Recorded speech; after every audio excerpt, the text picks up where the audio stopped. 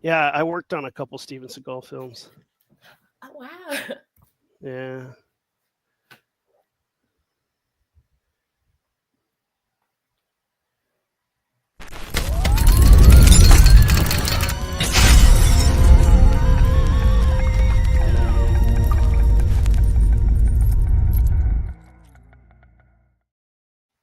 What's up, everybody? It's Saturday. That means it's time for the half hour of horror with me, Aaron McLean, and my co-host. Oh, hey, it's Chase. How's it going, buddy? Doing good. How are you doing, Aaron? I'm excited today. Fantastic. We have another awesome guest. Yes. Another awesome topic. Let's do it. Tracy, welcome to the show. You are from Scarlet and Graves, an amazing online store who does awesome horror merch and really cool, all sorts of stuff. We'll let you plug that in a little bit, but happy belated Friday the 13th to all those who celebrate. Did you celebrate? Absolutely. It's like I'm still celebrating. Literally. Yeah. Absolutely. Like it is for us horror fans, Friday the 13th, especially the only one we get this year, here is always special. I always try to watch at least one, if not more than one Friday the 13th movie. What did you guys do yesterday for the Friday the 13th? Tracy, I'll let you go first. It's like mine started Thursday and it just kind of bleeds on into the weekend because I'm that kind of a person. Mhm. I do have, and I'm so happy to put this on, my cardigan. Very academic. Jason Voorhees. Hey, all Very right. nice. You got the hockey mask. Oh, big on the back. Nice. Friday the 13th. Yeah. All right. So very All right. collegiate, very school spirited, I say. And it made me think about Friday the 13th, Jason Takes Manhattan, because technically it's school themed because they were seniors on a trip that was going to go to Manhattan. If there is a school one, it is. What's your favorite one then? Of all the Friday the 13th? Yeah, the hard I question. Start with Jason Takes Manhattan. Really? For certain reasons. Okay. And I will also say the second one because it introduces Jason and just the kill count. I know that sounds really wild, and then I would say after that 4. Mm-hmm.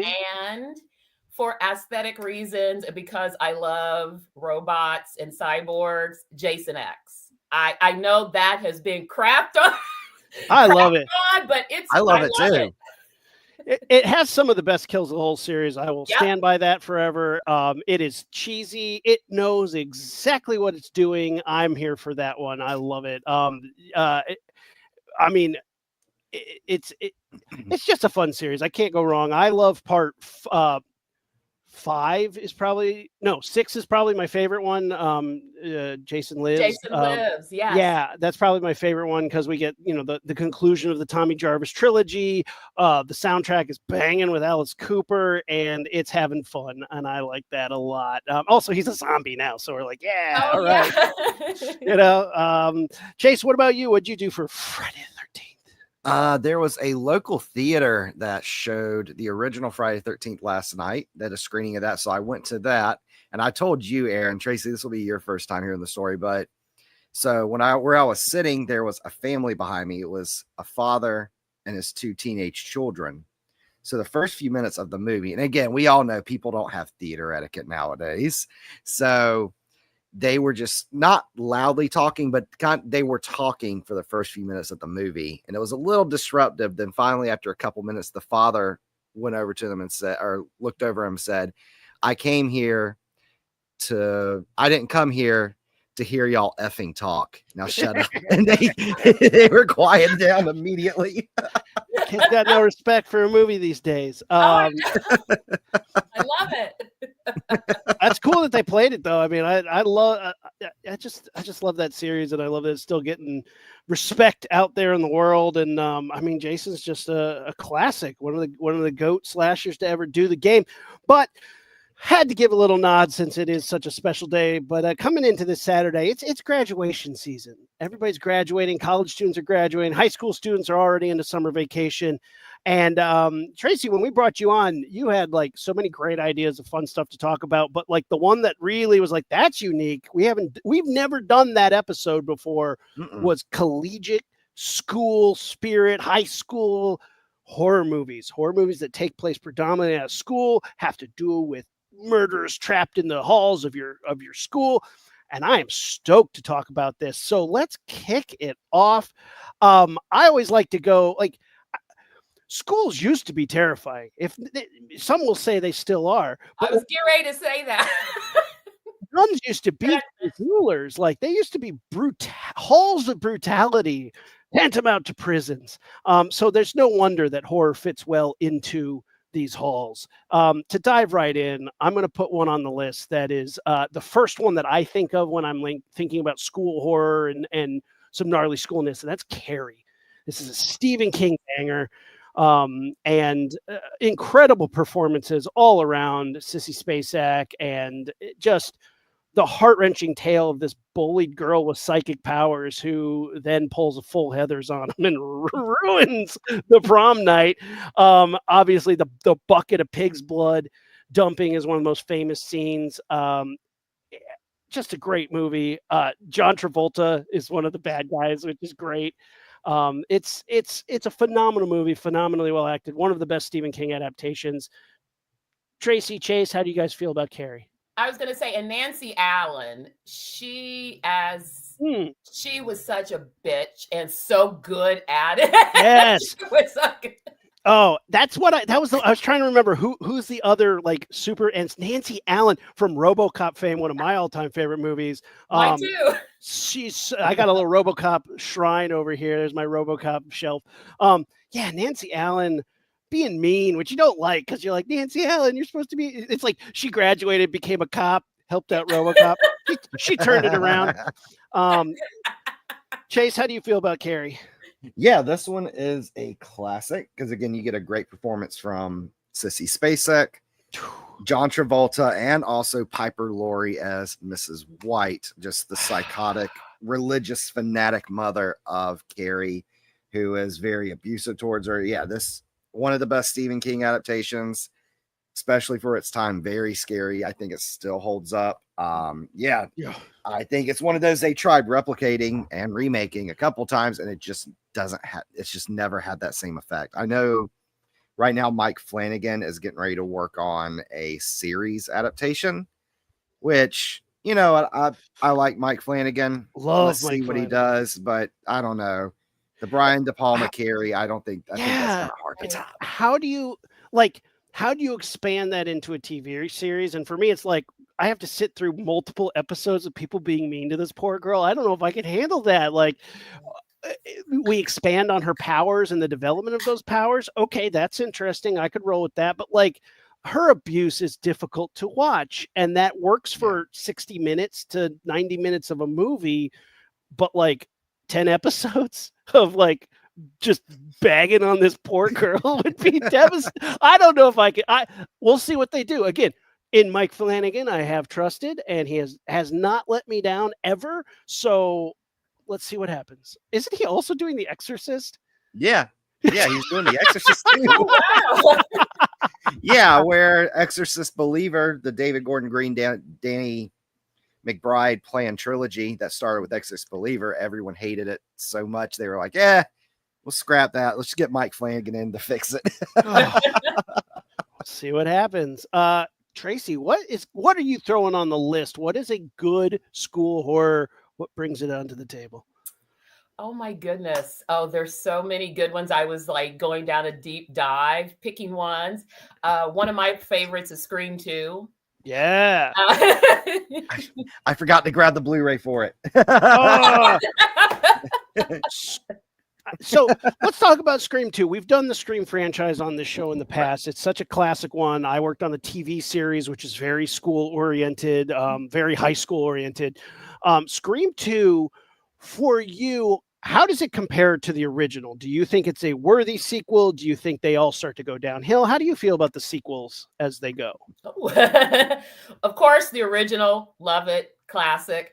As they transition into college, adult life, excellent. I love the vibe, the tone, because, like I said, college campuses, they can be very, very creepy. Sure.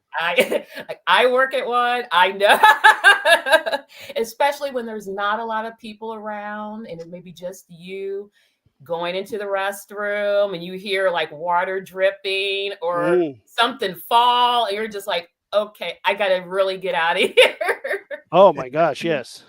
And that's why the opening with Jada Pinkett, her whole death sequence was just fascinating to me. In the theater, how everything's unfolding, and nobody is really believing what is happening to her because they're so immersed in everything going on and assuming she's just part of the show when she's actually dying. He thought it was like a promotional stunt for the film that they were watching, the film within the film. Mm-hmm. Which would be a brilliant marketing trick. Oh, yeah. Yeah. Chase, you have every DVD ever. Chase has one of the biggest physical collections out of anybody I know, for sure. It is amazing how it's always like he's like, oh yeah, I got that right here. If you want to see a real physical collection, one of our friends at Wicked Horror Show, who stream every Tuesday night. Oh, massive shelves. Like, he has like an entire room that's just physical media, and he posts on TikTok, and like he's always posting like new stuff. I've been working hard to digitize all of mine. It's been a very slow process, digitizing everything so that I have it backed up in a cloud so I can keep it and watch it whenever. But yeah, I've been ramping up my physical media collection for sure. When you talk about like the abandoned halls, a movie that comes to mind very briefly, I will just mention is Pieces, which is one of my favorite chainsaw movies. But it takes place on a college. Yeah, Chase has it. Chase takes place. Watch that. I need to watch. It's wild. Like it's on. Wild. It's very exploitative. It is like your typical 1980s exploitation. It's very sleazy, has a lot of really gross gore, but it's so fun and dumb and has some of the best kills. I love this film so much. The beginning is one of my favorites, and just let the kid finish his puzzle. We'll just say that. Just let the kid finish his puzzle. You'll see it. You'll understand what I'm talking about. Now I'm really curious because I was watching Slaughter High last night, and in one of the scenes, I saw Pieces in the background, the poster, and I was like, I gotta see that. Pieces and Slaughter High have a lot in common. We'll talk about Slaughter High in a second because I love this. But Chase, it's your turn. What do you want to throw on the list? I want to talk about one that I really love.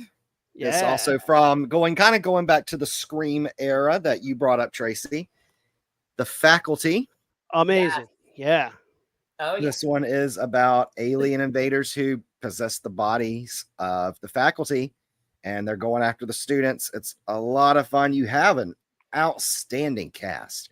Also, kind of going back to Carrie, you got Piper Laurie, who plays Carrie's mother's in this. You got Robert Patrick, the villain from Terminator 2, of course. You got Josh Hartnett. You got pop star Usher. You got Famke Janssen, Elijah Wood. Just an outstanding cast and just a really cool concept. And I know it wasn't well received at the time it came out, but it's since become like this big cult classic. And I'm so happy for it. It's so fun.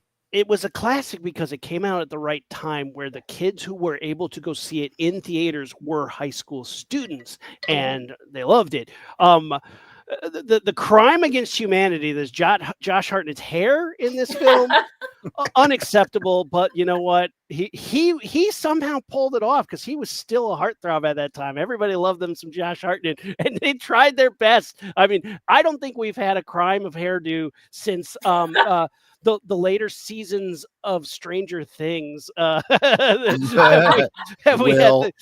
poor Will with his bowl cut. But still, this movie's awesome. The only thing that I think kind of ages badly with it is the bad CGI. But they did what they could. The creature design is incredible, even if it looks a little cheesy. I would love, like, it's a real bummer because if this had some like gooey practical effects, I think this would have been a slam dunk classic forever. And yeah, the 90s CGI, a little cringy, but at the end of the day, who cares? It's a great, the movie is so fun and cool that it kind of makes up for it. How do you feel about it? I love it. I mean, I was watching it just a couple of days ago. It was on, I want to say, Pluto Horror. I had come across, I was like, yes, I'm going to watch this again. Oh, yeah. This is a great one. Great addition.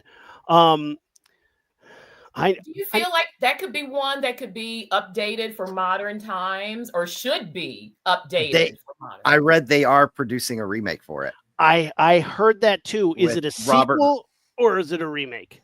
From what I've seen, it's a Let me look real quick. Because now we live in that time where the movie's going to come out. It's going to be called The Faculty, and then it'll be like some random sequel, and you're like, wait. Josh Hartnett pops in just to give advice to the teenagers. Yeah, 100%. Like, that's what happens. It's a remake. Okay. Remake with Robert Rodriguez. Robert Rodriguez is set to produce, and the companion director, Drew Hancock, is set to write it. So, which I love Companion. So I love Companion. So yeah, let's hit it. This is my favorite school movie, Slaughter High. This is my all-time favorite school horror movie. I don't know why. It's not particularly good, but the kills are gory. It has a lot of like heart in the sense that like the people making the movie were trying their damnedest to make a cool movie. From my childhood, the VHS cover was very like stuck out to me because it's, he's got the motorboard on, he's got the apple with a bomb in it. This skeleton's not in the movie. In the movie, it's this creepy jester with the old man mask. Bullies in horror movies are a different breed, damn it. Yeah. Like all of these movies have like a terrible, mean bully. This movie to me takes the cake. Yes. Because not only do they do the mean thing where they like trick him into going into the girl's bathroom naked and then make fun of him, then they like light him on fire with an exploding joint and then spill acid on his face. It's like, wow, you guys took this really too far. Then 10 years later, they show up to the abandoned high school for a reunion. They're the only ones there, and they get picked off one by one, and the kills are gory. Somebody gets acid in the beer, acid on the face, electrocuted, impaled, hung, axes to the face. It is crazy gory for being low budget. Bathtub full of acid. Yes. That got me. That got me right there. So this I love bubble baths. So to see her get in it, and I'm just like, get out. No. Oh, so this was a first time watch for you, Tracy? It was a first time watch. And that's why I'm sleepy now, because I was up late watching it, but I had to. I was like, I couldn't tear myself away from it. It's like, it's solid, right? For being low budget and cheesy, it pulls it off. Chase, have you seen this one yet? Yes, I watched this one for the first time probably about 2 or 3 years ago, just randomly. Cool. But yeah, this one, again, not the greatest movie, but it's a lot of fun. You get great practical effects, great soundtrack, which, speaking of, we were just talking about Friday the 13th. Yeah. Just a few minutes ago, you get Harry Manfredini doing the soundtrack, because that was something that took me by surprise, just listening to the score. Yeah, solid score. Yeah, I remember me and my partner were looking at each other like, this sounds a lot like Friday the 13th. And then we look, Harry Manfredini. That's why. It is very interesting. Yeah, the mean bully, it just hits that 80s vibe. And it's funny because it's filmed in England and it feels very British, but it's like American and like it's an American school, but it's very obviously not. And I don't know how to explain it. You have to watch it just to understand it. It's kind of like it's the Hellraiser of school slashers. School slashers. There's like it, even though very British, but yet it's American. Yeah, they're saying it's in America. They claim to be Americans, but everything like the cars they're driving are obviously British. The school is obviously not somewhere in America. It's kind of like when you watch the movie Popcorn, one of my all-time favorites. They're like, we're in a theater in America. Everyone is Jamaican. It's like you're like, America, you say. It's so I love it. This Slaughterhouse is my favorite of the school killer movies. Super great. Oh, another good scene that I hate to interrupt, but please do. The couple that was having sex in the room and the girl got electrocuted as she was. Yeah. It's very unique. It's like shocking finish. It is. Yes! It is super unique. And it was a climax to die for.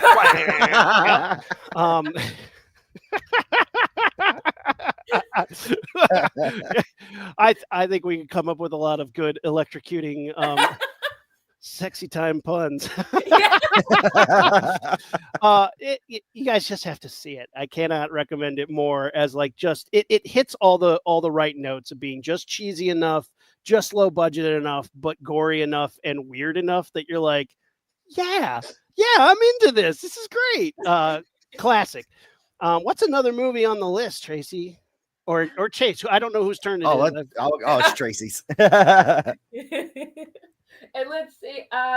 One that I didn't get a chance to watch that I'm curious about is Student Bodies. Okay. I saw that. I didn't get a chance to watch that one either.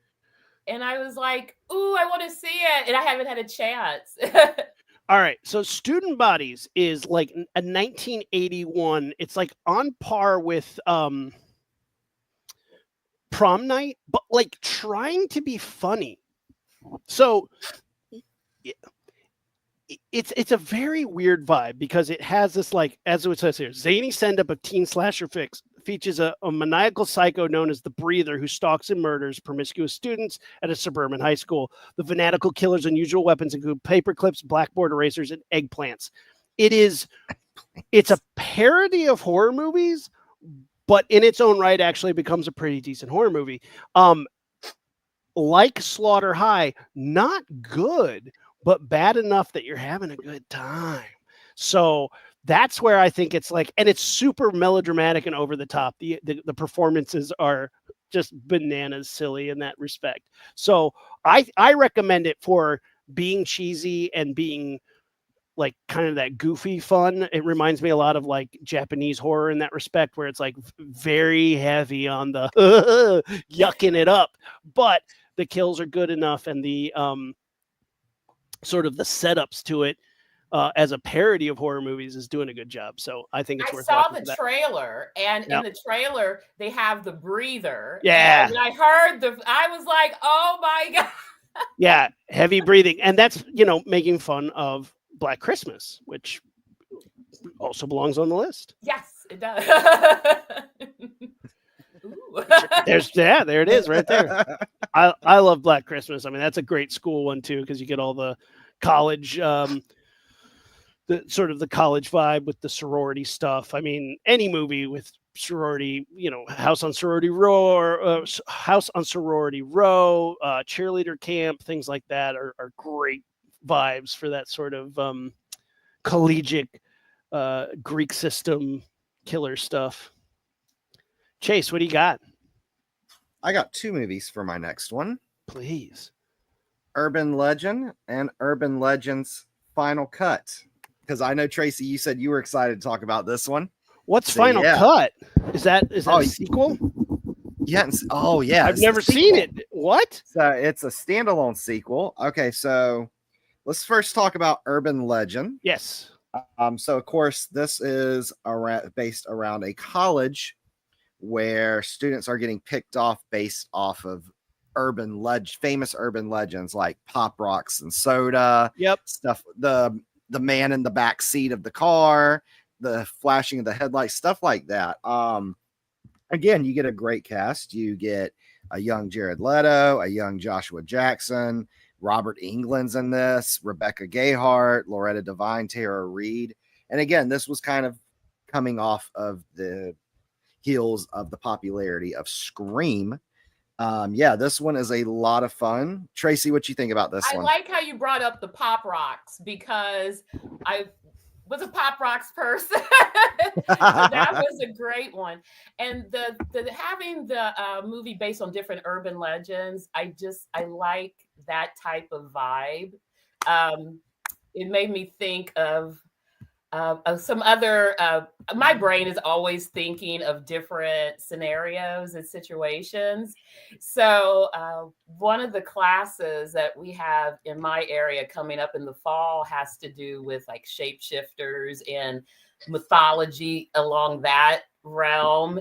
So I was looking up different folklores and urban legends, and that's what kind of triggered me to bring up urban legend. You know what I mean? When I saw that on the description, I was like, that's one I haven't seen in a while. It was one I always enjoy during the whole I Know What You Did Last Summer, Scream, that whole vibe. Yeah. But yeah, definitely the Pop Rocks. That always sticks out to me. I mean, dog in the microwave. Yes, that.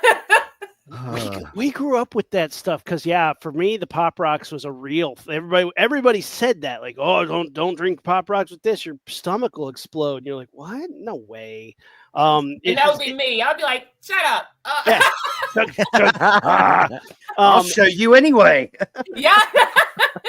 if you go all the way around the swing set, if you go over the top bar, you turn inside out, like they were wild ones, like, but yeah, the guy in the back seat is a classic one. The call coming from inside the house, obviously classic. Yes. I've seen the first movie. I love it. It's a great one. I didn't know that I know there was like Urban Legend Bloody Mary, which was like direct to video that nobody saw, but like, how's the sequel? Tell me about Final Cut. I thought that was a director's cut of the original or something. No, yeah, that's why I never checked it out, because I just assumed it was a director's cut. It's fine. I mean, it's nothing compared to, the original Urban Legend, but it's fine if you just go. It's more so a standalone sequel. The only thing that has connecting it is Loretta Devine's character, who's the head of campus security. It's based around a film school. And yeah, like you get some good, again, you kind of get the big names, like you get Eva Mendes in one of her first roles, which is pretty cool to see.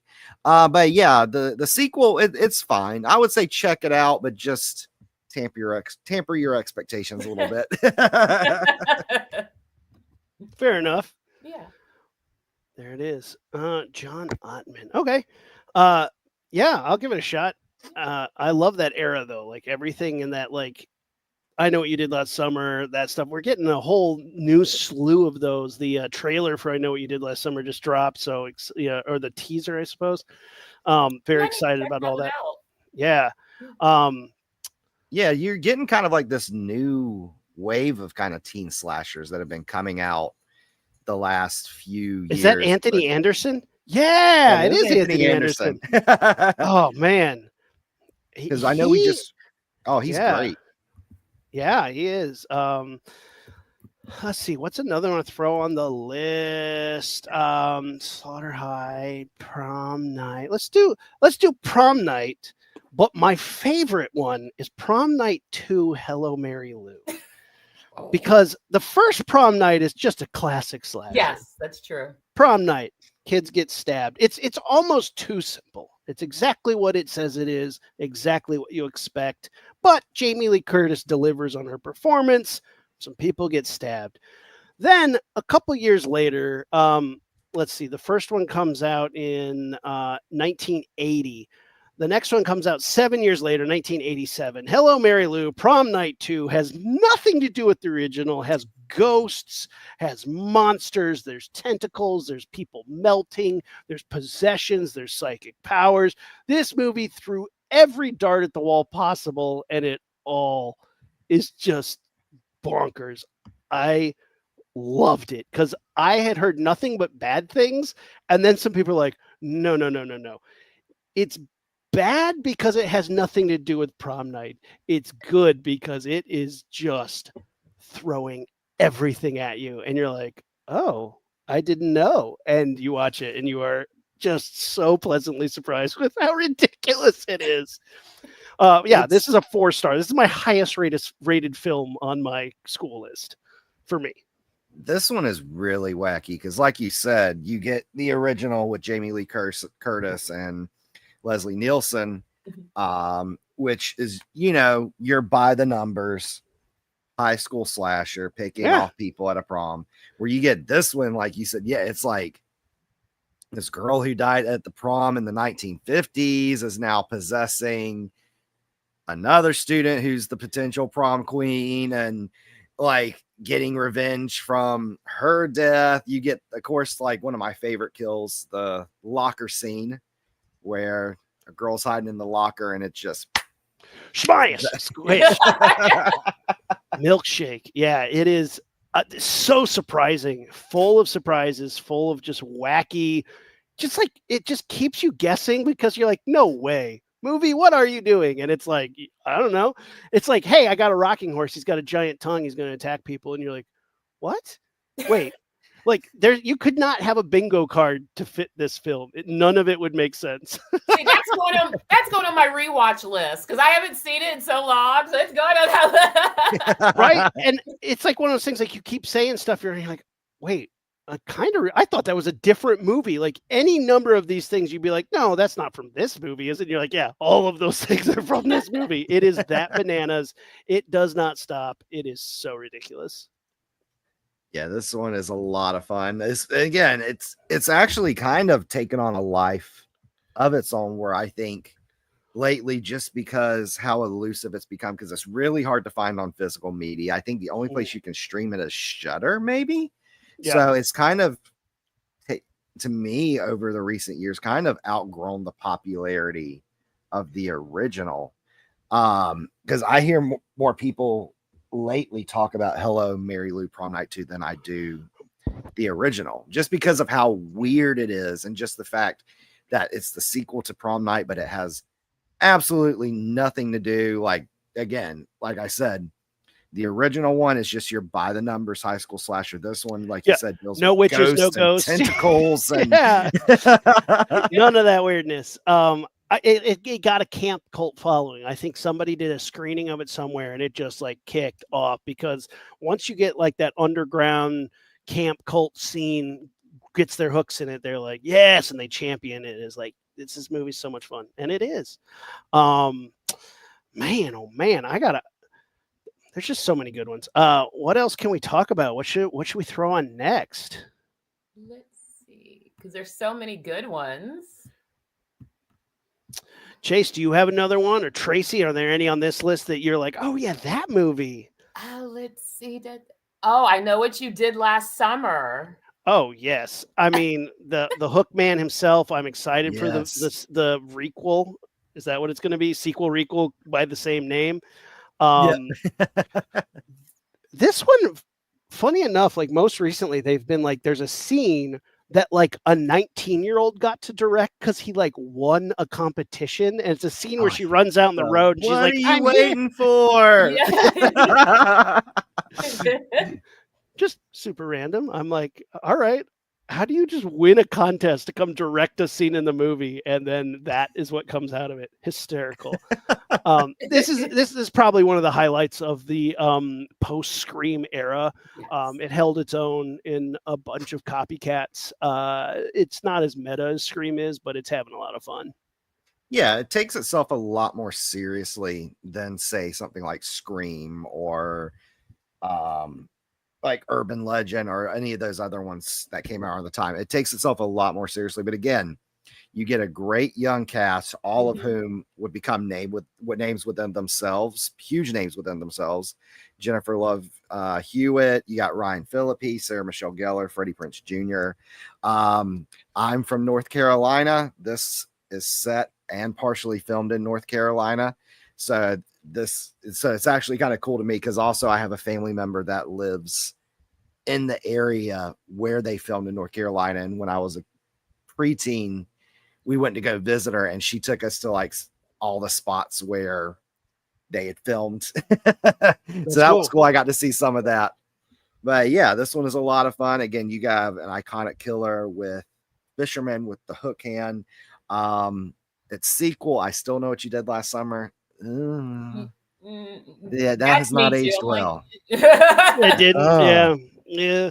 It's one of those. I'll watch it. You know, if there's nothing absolutely else to watch.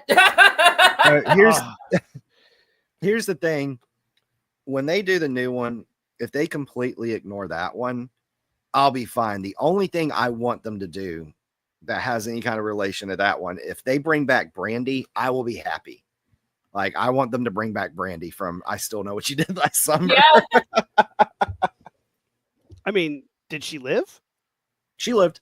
Oh, yeah, there you go.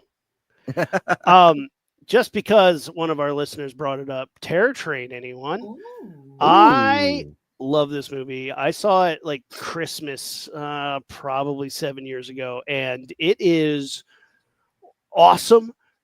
Had me guessing the whole time. It's college kids on a train for a New Year's Eve party. So not only does it scratch the New Year's Eve itch that there are not many films hit, but you got Jamie Lee Curtis. Also, horrendous bullying. They trick a young man into sleeping with a corpse. Gross.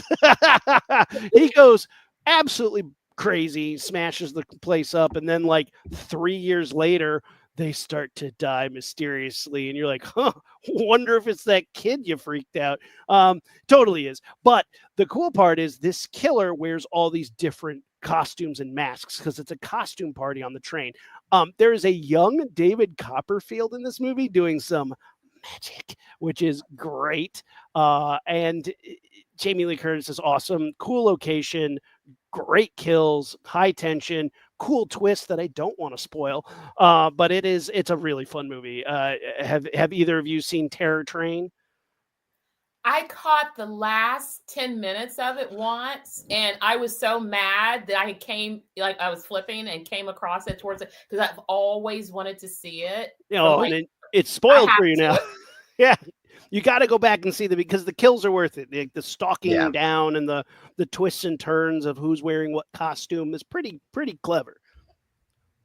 And again, it kind of, for me, I really enjoy this one. It kind of satisfies that kind of itch of when you're in a horror movie. I think it, like, especially a slasher, there needs to be a situation where people can't escape or they have to find a way to escape. And this is the perfect way. They're on a high-speed train on a big party, costume party on a train.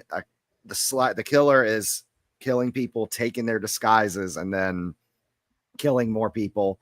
And again, you get Jamie Lee Curtis. That was kind of during her Scream Queen era before she became the mainstream star, breakout star a couple years later. But yeah, this one is a lot of fun and definitely worth.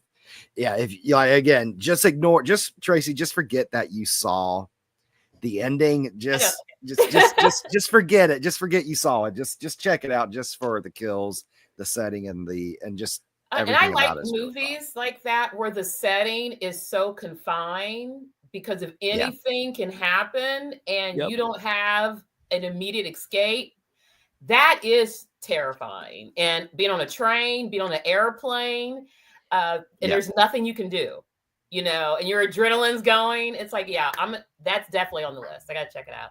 Yeah, Terror Train is a good one. Super unique for its era, and it's 1980 Jamie Lee Curtis kind of really doing the Scream final girl thing. She's really coming to her own as a final girl at this point because, yes, she did Halloween, and then Prom Night came along, and I think we're still trying to figure out what a final girl is.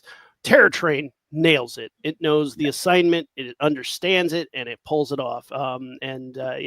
Fits well into this nice one. Does it get an A+? Ooh, A-. Okay.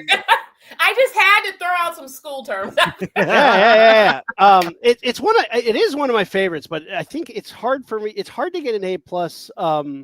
It really is. I don't throw those around too easily, but Terror Train is way up there, definitely for sure.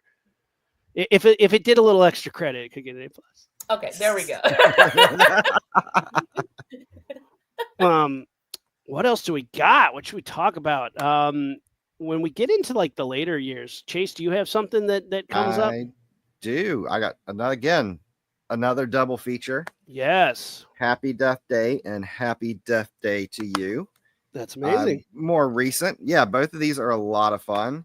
It follows the story of a girl named Tree, who is a college student who keeps getting murdered by the school mascot of her college. And instead of just dying, she comes back to life and has to relive the next day over and over and over again, which turns into, I need to find out who's killing me so I could just go on with my life. The first one, again, is to me a modern horror comedy classic. Yes, fantastic. Which I actually have the babyface killer hanging up on my wall over there. Nice. So yeah, I really love this one. And then you get to the sequel, which is goes kind of abandons a little bit that horror element of it, but it kind of goes into more a sci-fi comedy because it deals into more kind of what's causing it. It's more like this machine these students made. But yeah, still a worthy follow-up and still a lot of fun.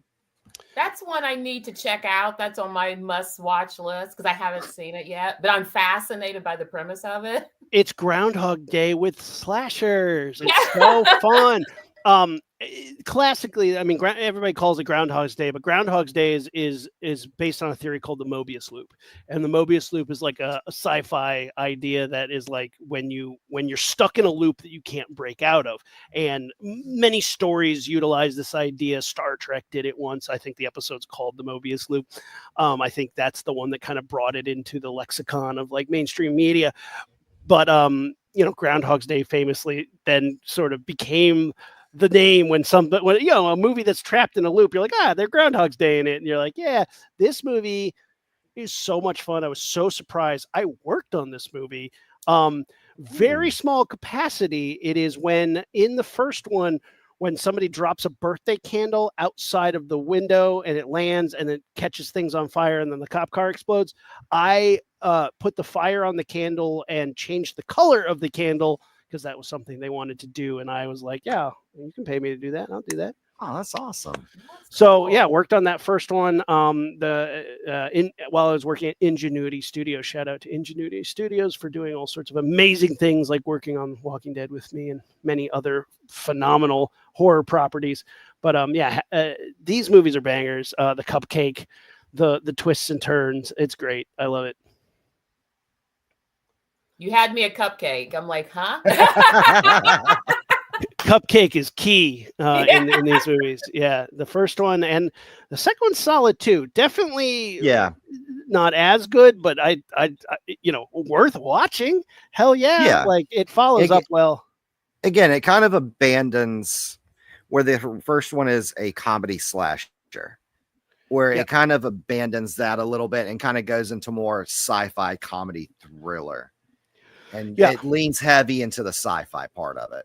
Yeah, they're really, well, I mean, they're trying to solve it, which there is no answer that makes any sense. So you got to get weird with it. My first introduction to the killer, though, which was funny, is when I used to go to the Halloween Horror Nights at Universal Studios every year. It was so much fun. Oh yeah, you're gonna get it. And I get it. and I go there and we're with some friends who didn't know anything about the movie, and we go into the haunted house for Happy Death Day, and suddenly they're like, why is there a baby in here? Why is this baby attacking us? Is the baby part of the movie? Is this movie about a baby? That baby mask is so creepy. It's so creepy.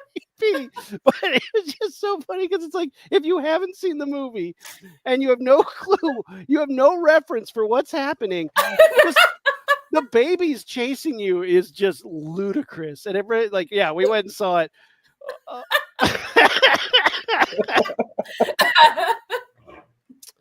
I mean, there it is right there, guys. That's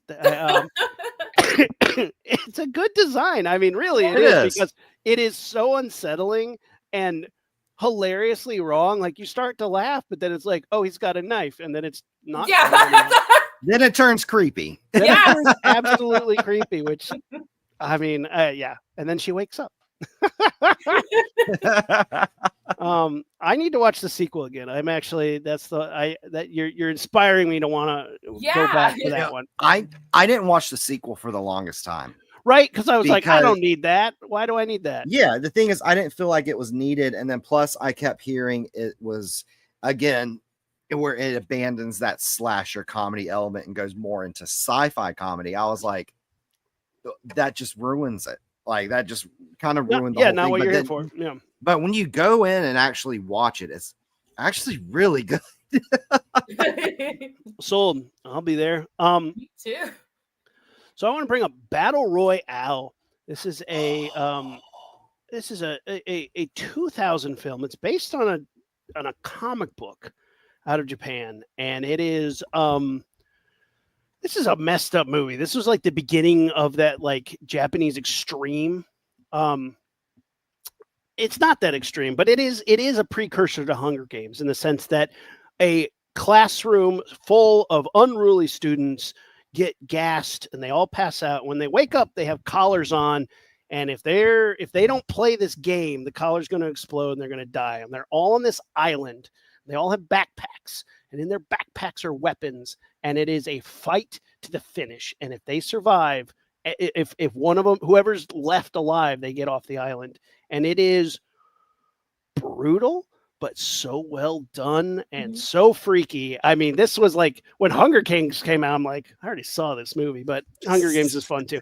This nailed it. It was so good. And I think it also just tapped into, I was in school at the time. So it taps into multiple things. When you watch it when you're older, you're like, yeah, fuck them kids. But when you're younger, you're like, oh man, that's so gnarly. Why would the teachers want to do that? And then you get older and you like have to like deal with teenagers and you're like, oh, I get why Battle Royale is. I get why that's a thing. Tracy, you work, what age group do you work with?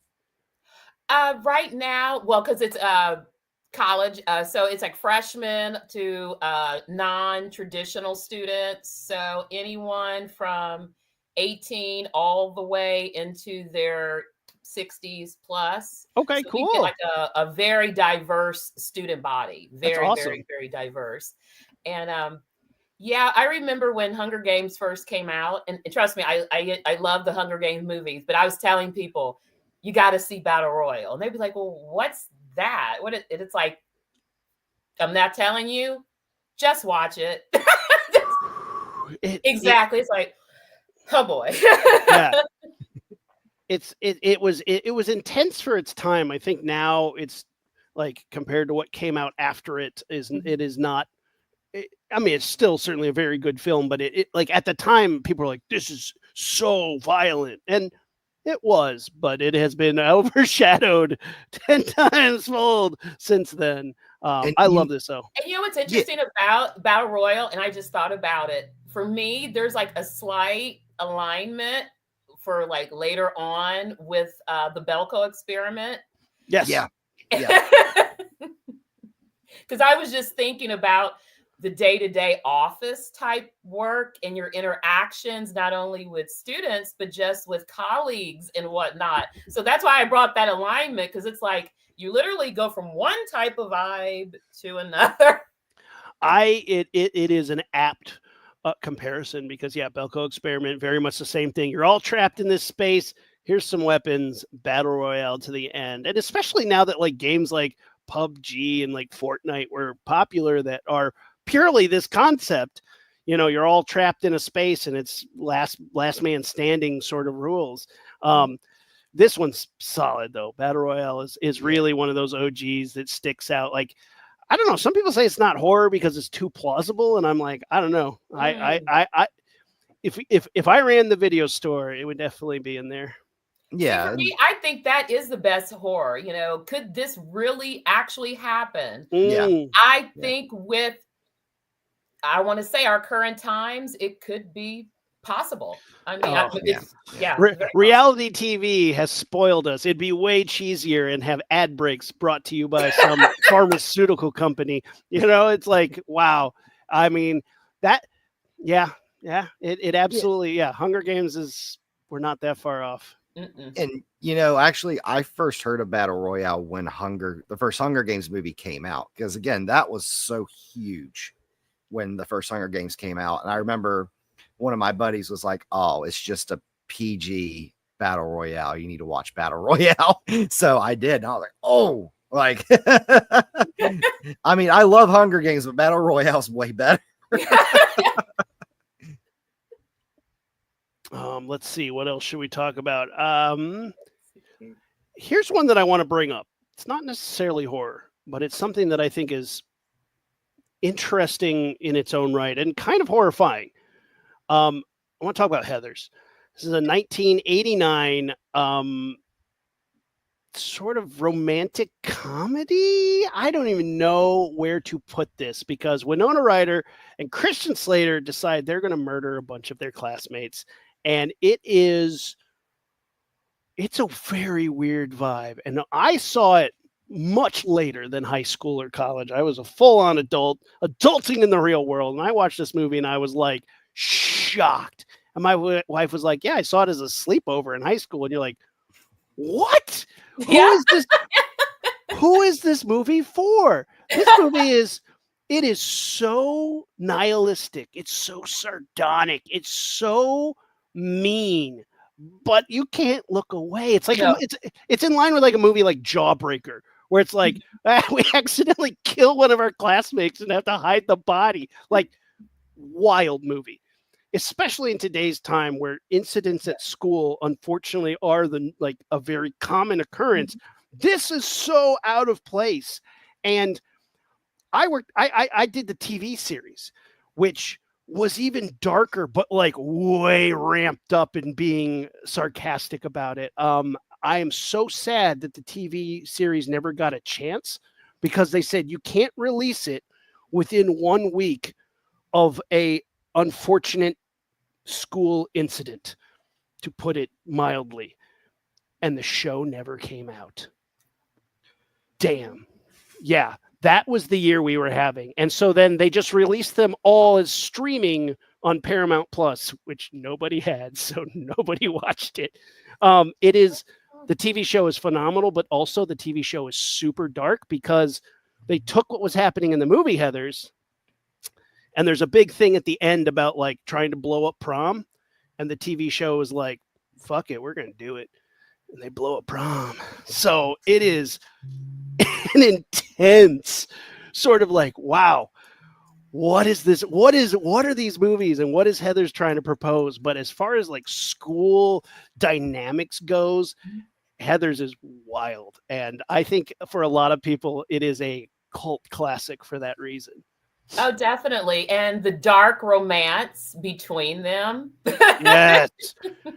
It's like a fatalistic Romeo and Juliet, and they kind of get off on that shit in a way that you're like, that's weird. That's a red flag. And they're just eating up those red flags. Like, yum, yum, yum, yum, Yeah. It's right. The dark romance was a sign of things to come with Mickey and Mallory Knox down the way. Oh, you are. Yeah. That is, yes, it is absolutely natural. Like, it's Muppet Babies of natural born killers. It's really fucked up. It is so wild, but it's one of those movies that's so shocking to me that I kind of love it.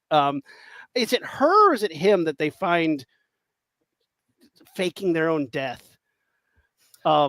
Wow. I can't remember. So long. Regardless, one of them climbs in the window, like sneaking into their room to make out, and finds the other one faking their own death, and they think that's hot. And you're like, what?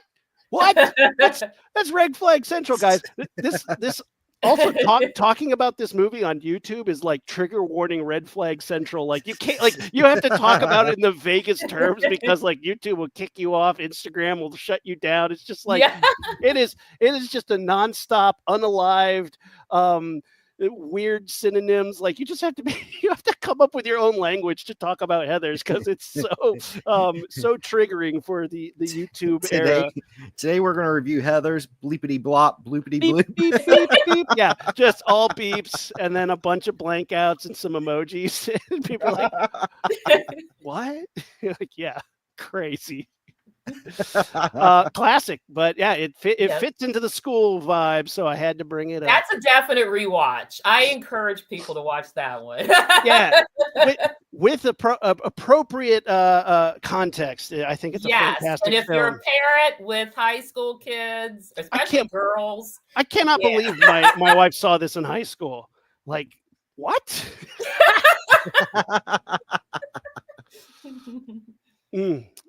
All right, what else we got? We got a few more that we can land on this list. This list will be on the Discord, by the way. We'll throw it up there. And yeah, we always love sharing our lists at the end of the week. I caught Graduation Day, and that's one I have on my must-watch list.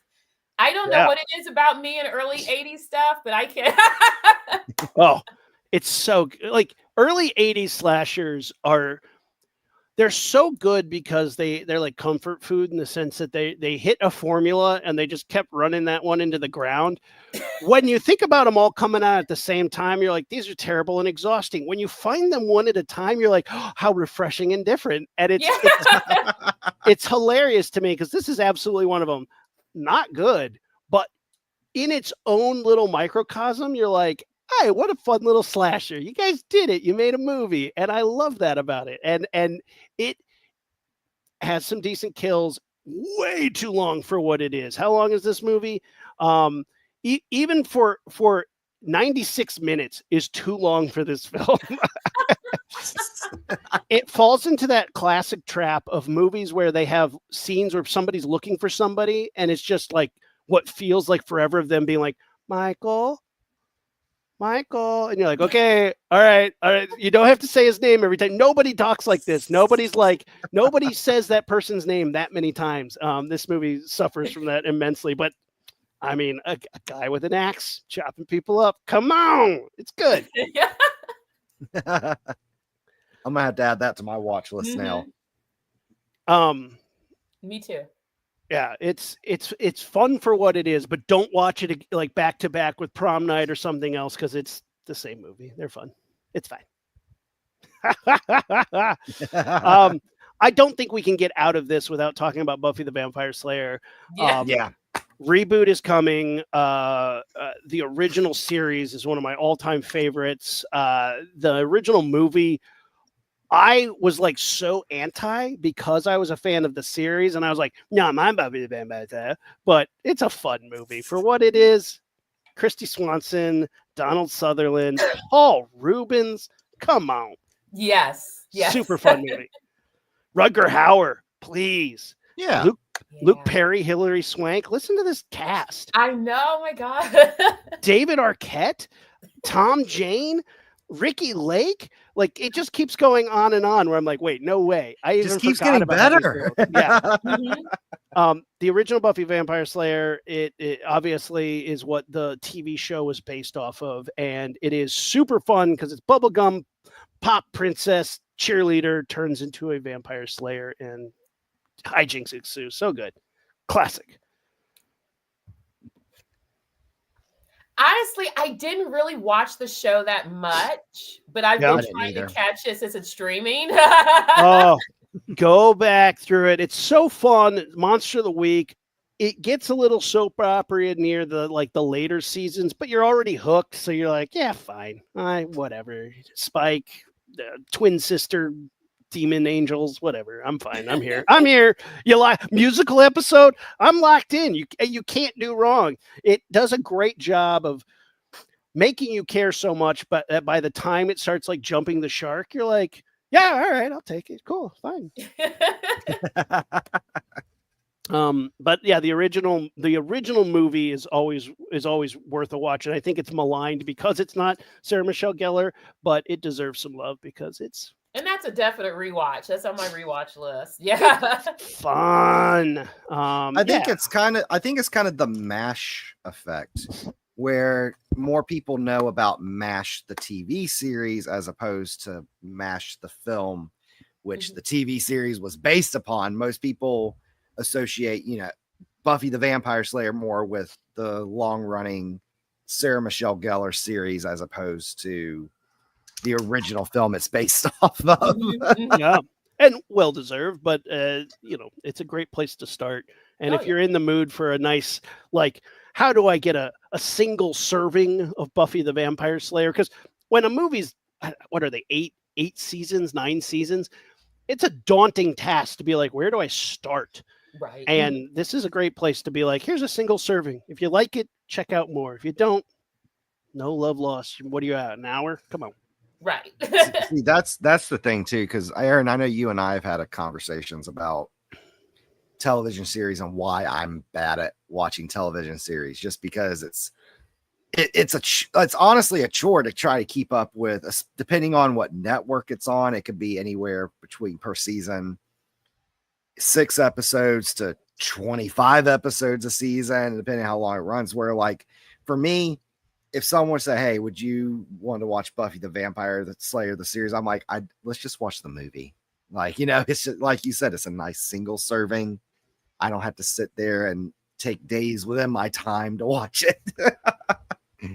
Yeah. I mean, it's very true. And it's just fun. Paul Rubens is a vampire. Come on. Have you guys seen the good hook? Yeah. Pee Wee Herman himself as a vampire. Did you guys see that documentary yet? It's really sad, but it's really good. I haven't seen it yet. That's on my list to watch too. It's really good. It's really sad, but really good. And like, he just, what an entertainer, and what a, like, Pee Wee had that moment that was just like, just so awesome. Love it. All right, let's do one more round, and then I think we'll hit our list. Tracy, anything left? Have we exhausted all the school spirit? Let's see what is left. What can we talk about? Because I know there's so many out there, even ones that I haven't seen. Let's see. Throw up these. This is the list off my Letterboxd, which you can follow me. I go by Zomnambi on there. Pretty fun. Aaron McLean, as you can follow, and this is the list that we'll shoot out. I did get a chance to see Final Exam, and I mean, that one's a lot of fun. Yeah, this one's pretty fun. North Carolina again. Yep. What's up with North Carolina? I want to know what's going on there. I mean, just south of it's that Appalachia area. It's full of the country air. This one's fun. Ridiculous choices by actors. They are trying their damnedest to be college students, and you don't buy it for once. Yeah. I don't believe you. Yeah. I don't believe you ever have gone to school. I don't believe you've gone to acting school, let alone real school. It's fun though. I mean, people get stabbed while studying for finals. Yeah, fun 80s cheesy early 80s cheesy slasher. Just go in, turn your brain off. Yeah. Yep. One I've been watching quite a bit over the past year or two is the recent Black Christmas, and I've heard like mixed reactions with people, because I know a lot of people that prefer the original, which I do need to go back and watch. Yeah. But I've been enjoying the current version, but then again, I'm fascinated with secret societies, fraternities, sororities, any of that horror aspect as well. The 2019 one or the 2006 one? I want to say the one that came out 2017, 2019. 2019. Yeah, okay. When you mentioned the 2019, or when you mentioned the Secret Society, I think that is the 2019 one. Yeah. Because the 2006 one is just redone of the original, just these ladies, sleazier and gore. Yeah. Okay. Yeah, because that deals with kind of on campus Underground campus conspiracy. Yes. essaying and Interesting. And so, is this one worth a watch? I skipped it because I was like, nah, the original, man. But I could be swayed if you say it's worth it. If you try not to compare it to the original, just accept it as a new iteration, a new thing. I mean, I could be swayed to watch it. Worth checking out. Yes, I think me personally, I think so because, like I was saying, I'm fascinated by the academic, collegiate, secret society line Skull and there. bones and all that stuff. Yeah. Yeah, because there has been secret societies that were started at some of the Ivy Leagues. So when Yep. I did some research into that, I was like, okay, I've got to watch the 2019 version and just go from there.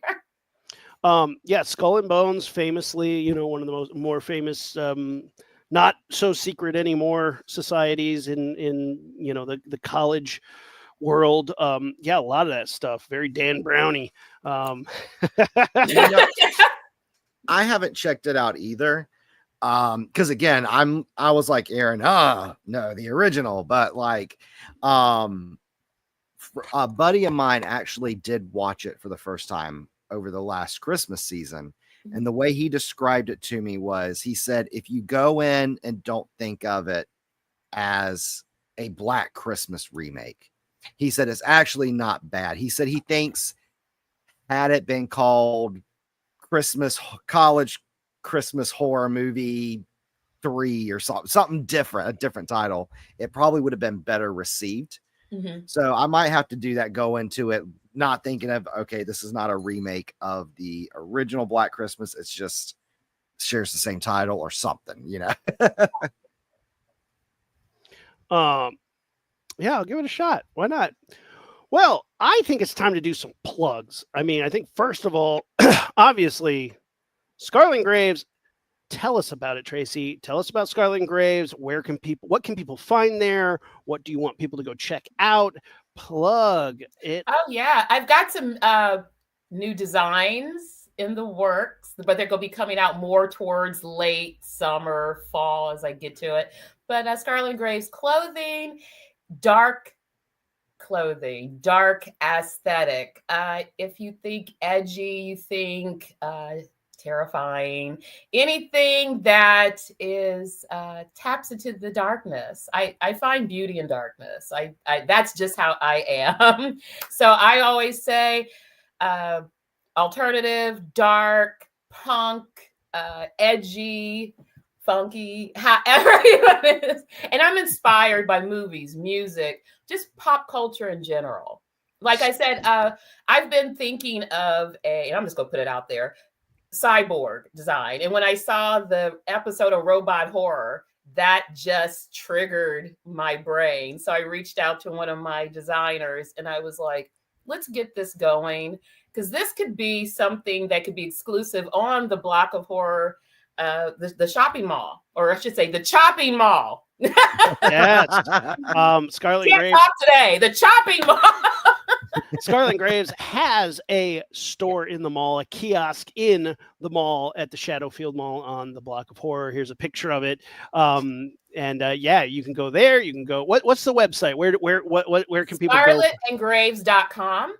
Okay. And Scarlet and Graves is on all social media, except I do need Kickstart, TikTok, Blue Sky, and everything like that. But as people that really know me, they know I'm always like. Now, one thing that I found neat was you had said when you started Scarlet and Graves back in 2015, yeah. One of you said your first brand ambassadors is now one of the, as we were talking about before the show, you and I are both big wrestling fans.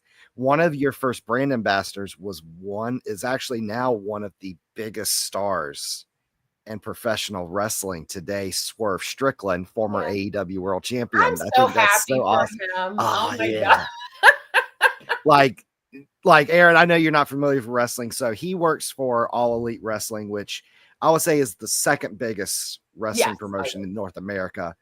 And he has actually kind of become I would say kind of like if you would compare like to a different sport, kind of like LeBron James, what he is to the NBA for All Elite Wrestling. Like he's Really?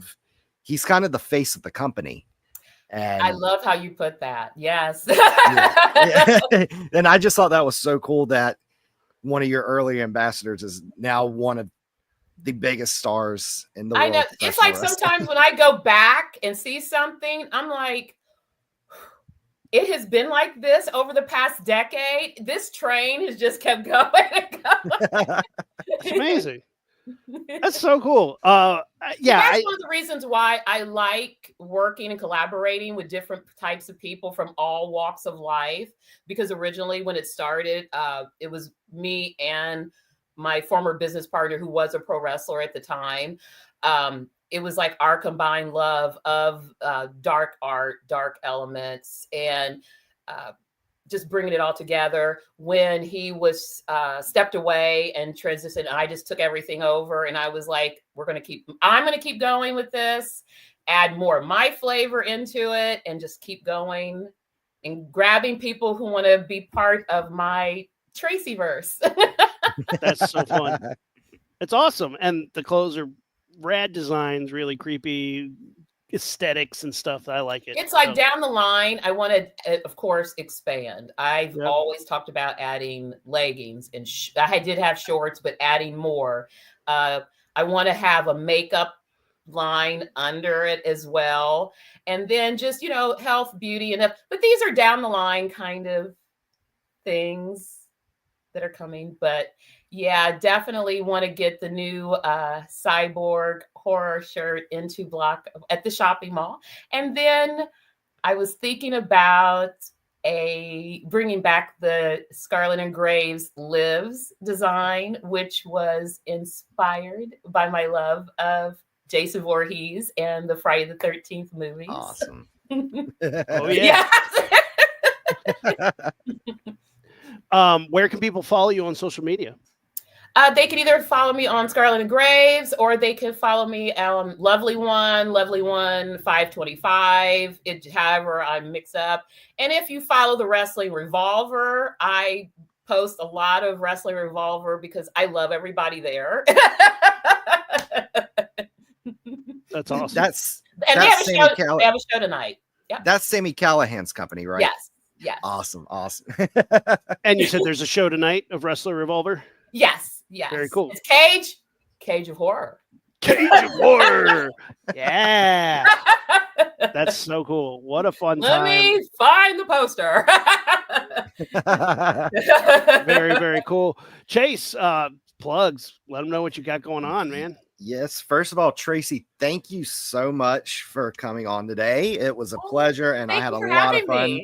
Yeah, come back anytime. And it was a lot of fun. This was a really cool topic to talk about because, again, we hadn't ever done this before. So it was fun to kind of like look through, see what kind of like, oh, this would fall into that category. So, yeah, thank you for doing that, too, for suggesting the topic. So, yeah, it was a pleasure having you on.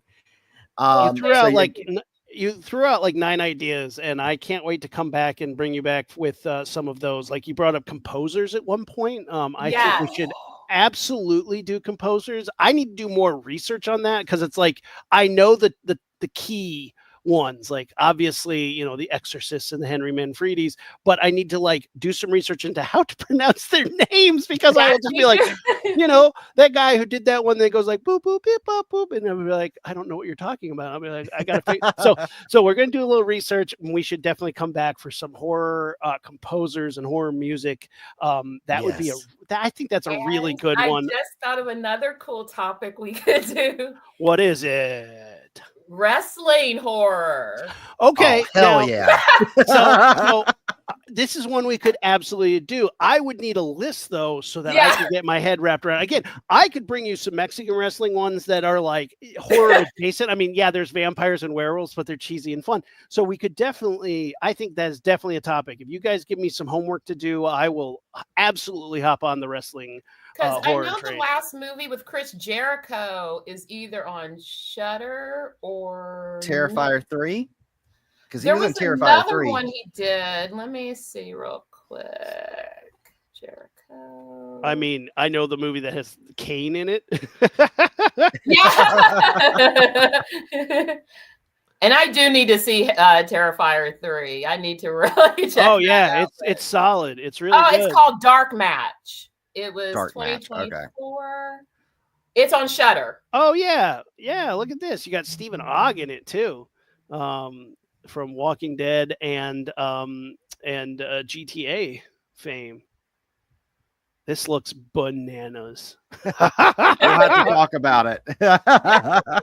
Dark Match on Shudder. All right, yeah, excellent. Let's do it. Of course, we got to give away some blood coin as we usually do. So today, go over to our Discord, open up a claim, and the blood coin keyword today is finals because you got to study. So yeah, type that word in, get you some blood coin, and keep the conversation going on Block of Horror. All things social media at Block of Horror, and of course the Block of Horror. You can walk around, go in the Shadowfield Mall, go into the movie theater, check that stuff out, and you can follow me. I'm on all the socials at McLean and Abel, or my other show at Launchpad Pod. We've been having a lot of fun, and the Launchpad Pod will be in San Diego in July for San Diego Comic-Con. We have two panels there. We do the Ghostface Killer Trivia, where the voice of Ghostface himself calls in and delivers horror movie trivia questions and puns and threats. And we give away prizes, and everybody loves it. It has been a absolutely packed house the past 3 years we've done it. And our second panel this year will be the Blasters and Blades bracket, where we will ultimately pick the best weapon in pop culture and piss off a lot of fans while we do it. Because I don't see anybody being happy at the end of this, but we're going to laugh and have a good time, and it's going to be hysterical regardless. So yes, check that out. And of course, we'll see you guys next week. I have to work. They're making me work on a Saturday. Oh, those bastards. But that's okay. I'll take the paycheck. And we'll see you in 2 weeks on the 28th, where we have a special guest talking about satanic horror. That's going to be real creepy because we have a documentary director named Liam Lay. Oh my gosh, Liam, I'm so sorry. Legidio? I'm going to figure out how to say your name right for the show. But Liam did a documentary where he went to all these like priests and practitioners of black magic, and he said, "Put a curse on me." And they're like, "Why?" He's like, "Because I want to see if it's real or not." And they were like, "Oh, you don't want to be messing with this man." He said, "Do it." And he gets cursed by a bunch of different people, and we're going to find out what happens. We're going to talk to him. Hopefully, he's still alive, so I think he's okay. Maybe he had to do some stuff to get rid of the curses. I don't know. But the trailer freaked me the F out. I was like, whoa. I mean, I'm a skeptic. I don't believe in a lot of that stuff, but I wouldn't go messing with it. I wouldn't on purpose be like, yeah, pour the chicken blood on me, man. Curse me up good. I would not be messing with that shit. So hats off. He will be here on the 28th to talk about satanic horror. Here we go. Till next time, Tracy, thanks again. It's been such a great time having you. And we'll see you guys all next week on the Half Hour of Horror.